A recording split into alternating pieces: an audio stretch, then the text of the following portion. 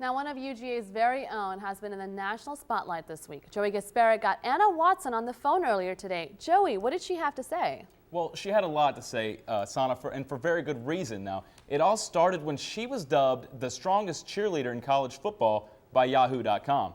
The article also talked about how she turned down a $75,000 contract as a fitness model. She turned that down because she refused to use a steroid that the contract required. I caught up with Anna after she got off the set of Good Morning America, and she told me how crazy her week has been. It is overwhelming because I've just been taken care of, and I've been whisked off to Good Morning America, and then right after that, someone from Inside Edition contacted me, and I went over to their studio in New York and did an interview with them, and then some other people have been contacting me, so I've definitely felt the power of prayer for me today, so something that's much needed that I've been thankful to have. I don't know, it's just unreal right now. It just hasn't sunk in yet. Now, she says getting to all the TV sets has been very hard for her because she actually ruptured her Achilles a little over a week ago. She says she can't wait for things to die down and for her life to get back to normal. Now, I'll be back later in sports to recap how signing day went yesterday. Seems like she's been on a wild journey. Thanks, Joey. So, Mark Richt has done it again. Big-time recruits are going to be gearing up in red and black next fall.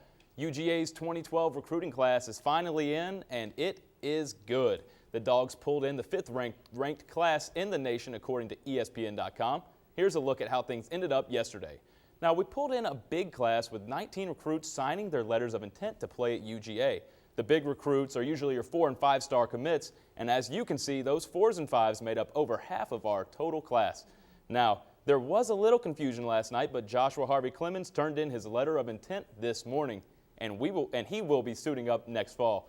5-star running back Keith Marshall and 4-star Todd Gurley are already being referred to as a thunder and lightning combination. John Theus and Jordan Jenkins are also names you can expect to hear over the loudspeakers in Sanford Stadium through the next 4 years. Defensive end Josh Dawson from Tucker stirred things up a little yesterday when he changed his mind last minute to come to UGA over Vandy. Twitter to cut down on NCAA recruiting violations. You can now follow UGA compliance on Twitter. One of UGA's first tweets discourages boosters from contacting recruits. It says, quote, "Boosters aren't permitted to tweet, Facebook, or contact recruits in any way. Let's keep the recruiting to our coaches," close quote. A booster contacting a recruit, even if it's online, is a secondary violation. A growing problem, says Greg Sankey. Serves as a resource for compliance offices to remind folks repeatedly that recruiting activity is to be left to coaches and appropriate institutional staff members. According to Sankey, more and more compliance departments at SEC schools are creating Twitter and Facebook pages to inform athletes, coaches, fans, and recruits on NCAA rules. Now, with only 3 days until the Giants and Patriots face off in the Super Bowl, both teams are beginning to make their final preparations.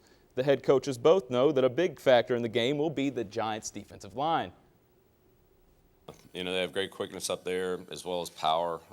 Those inside guys can really knock the line of scrimmage back. You know, we try to move our guys around a little bit, get them to play like the Giants play. I don't know if anybody can play like the Giants play. They have so many talented guys up there. And we feel like we certainly do have a very strong group of men in the front, not just the ends, but the tackles as well. It's just the way that we play and prefer to play. It's a pressure group. There is a pressure group. The Giants' defense has been a nightmare for opposing quarterbacks this season, and especially this postseason, recording 9 sacks, 5 forced fumbles, and 1 interception throughout this postseason. And we've got more local news for you, so be sure to stay tuned.